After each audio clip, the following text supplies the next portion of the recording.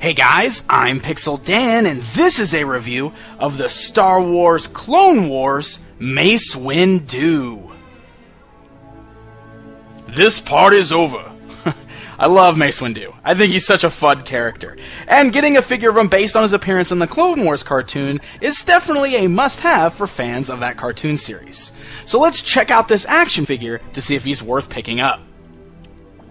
Mace Windu comes in the Clone Wars style blister card packaging, featuring a full look at the figure within and an image of Darth Maul at the top.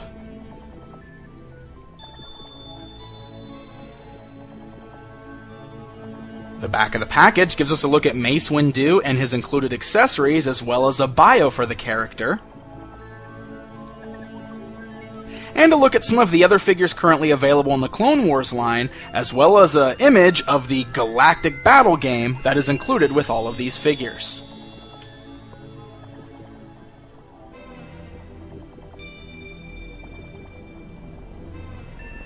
Alright, so let's take a look at Mace outside of the packaging. Now, one thing I will say that Hasbro's done a pretty great job of is capturing the look of all of these characters based on their appearances in the Clone Wars series. Of course, the animation is very stylized in that show, and I think it translates pretty well into action figure form. Mace Windu here looks like he jumped right out of the Clone Wars cartoon series. He's definitely got this very skinny look to him, but again, that's how he appeared in the cartoon, so I think Hasbro did a pretty great job with the translation. He's wearing his usual tan Jedi tunic, and the lower portion is made of the cloth, which we're starting to see on a lot more of these figures, because it does allow for some better posability and, of course, the ability to better sit inside of the cockpit on certain ships and such.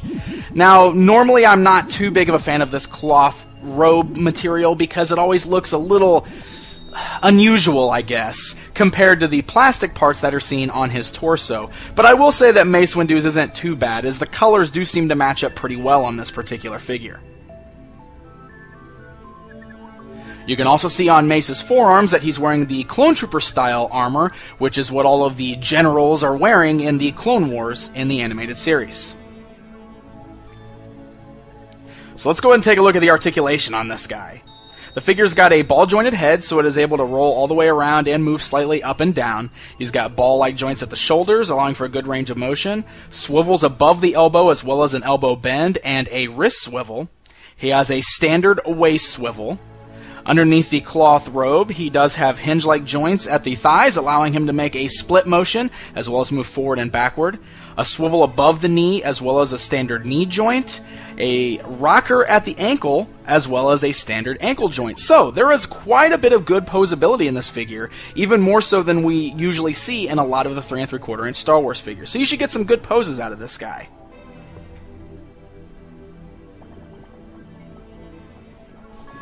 Now, as far as accessories go, of course, Mace Windu would not be complete without his purple lightsaber. I really love the purple that's used on the blade on this, because it's a very, very deep translucent purple. A lot of times in the past, the purple on these lightsabers has looked a little more pink than it does purple, but this one's got a very, very deep purple color to it, and seeing as how purple is one of my favorite colors, I must say that I've always been partial to this particular lightsaber.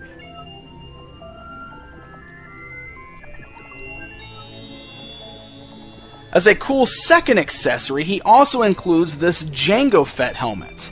Now, this helmet has the ability to split in half. You can see it's got a crack pretty much down the middle there, and you can pull it apart, which reveals an explosive on the inside. This, of course, is taken right out of the Clone Wars animated series, where Boba Fett left this as a reminder to Mace Windu that he will not ever forget the fact that Mace killed his father. So that's a pretty cool looking little accessory to have.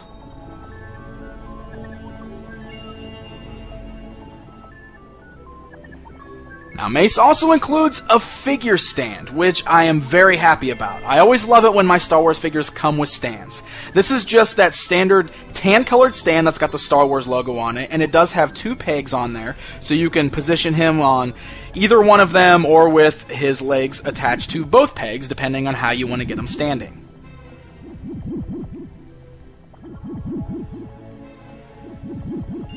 Now, as I mentioned earlier on, he also includes what is called the Galactic Battle game. All of the Clone Wars figures are currently coming with these. Basically, he includes a card that's got a bunch of numbers on there for his different abilities, and he includes this small little die. So that way you can play this galactic battle game with your friends if you've got a bunch of action figures and a bunch of these cards and dice. This is definitely something that's been thrown in for the kids, but I do think it's a really cool addition, especially since we still get all of those other accessories as well. Can't really complain about these being added.